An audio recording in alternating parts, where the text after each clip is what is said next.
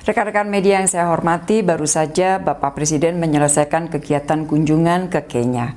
Kenya menjadi negara pertama yang dikunjungi Presiden dalam rangkaian kunjungan ke 4 negara Afrika. Kunjungan ke Kenya adalah kunjungan kenegaraan pertama Presiden Republik Indonesia dalam 44 tahun hubungan kedua negara. Kenya adalah mitra penting Indonesia di Afrika Sub-Sahara.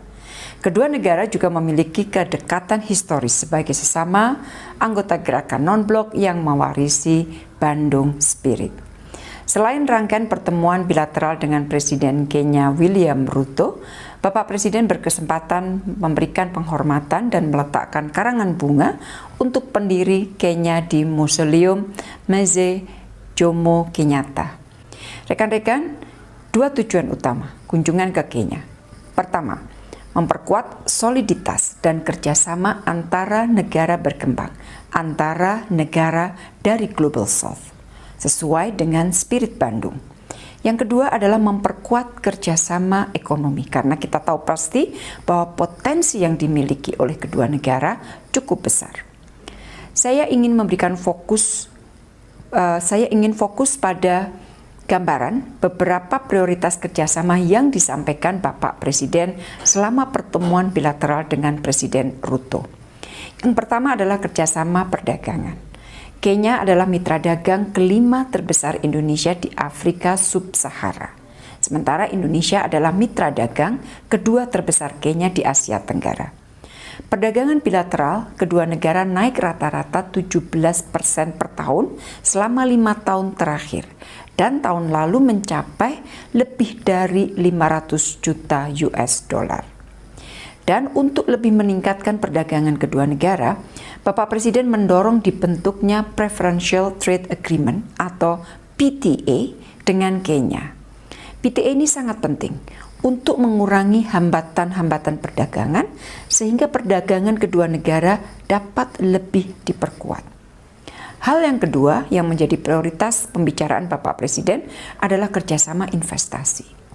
Keinginan Indonesia untuk melakukan investasi, joint development, joint venture cukup besar di Kenya, termasuk di bidang energi. Dalam kunjungan ini, kerjasama investasi di bidang energi diperkuat, antara lain Pertamina Geothermal Energy atau PGE dengan Geothermal Development Company atau GDC senilai 1,5 miliar US dollar dan Pertamina Geothermal Energy dengan Africa Geothermal International Limited atau EGIL senilai US dollar 700 juta. Kerjasama semacam ini sangat penting untuk membuka jalan bagi kerjasama energi lain, termasuk kerjasama di sektor hulu dan kerjasama di bidang energi baru terbarukan. Sebagai informasi, saat ini Pertamina juga sedang melakukan kerjasama di sektor hulu untuk migas dengan Guma Group.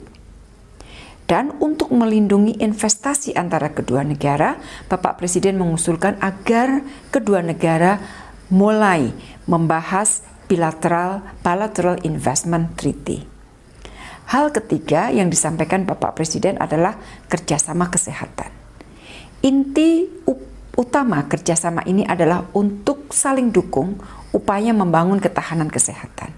Beberapa kerjasama yang dilakukan antara lain adalah kerjasama antara Badan POM kedua negara.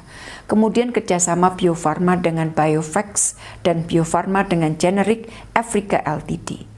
Dan juga ada kerjasama antara PT Kombipar dengan Track Eco Pharma Ltd di bidang farmasi.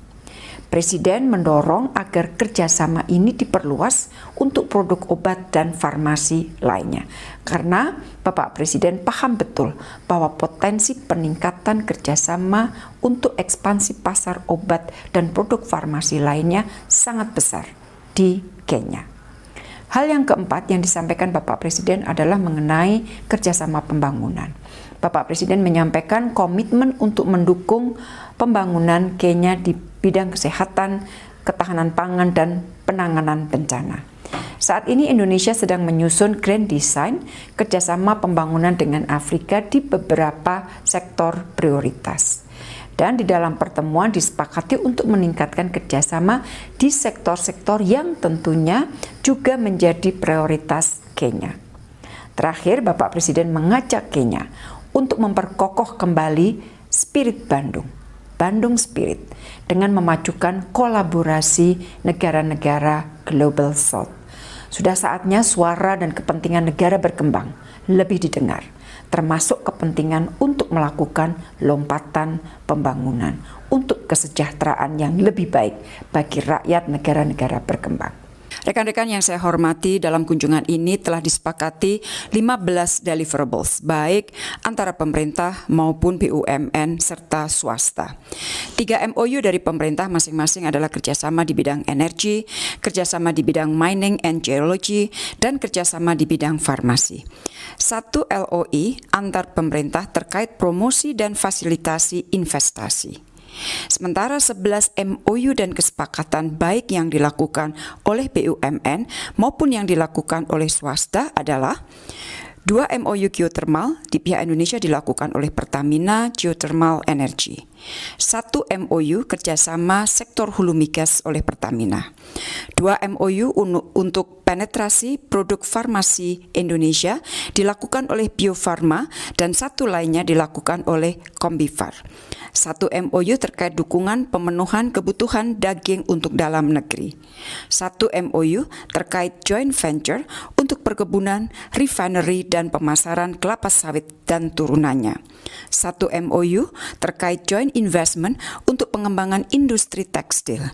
1 MOU terkait eksplorasi dan pembangunan pertambangan di Kenya, dan 1 Non-Disclosure Agreement atau NDA terkait kerjasama eksplorasi upstream migas oleh Pertamina.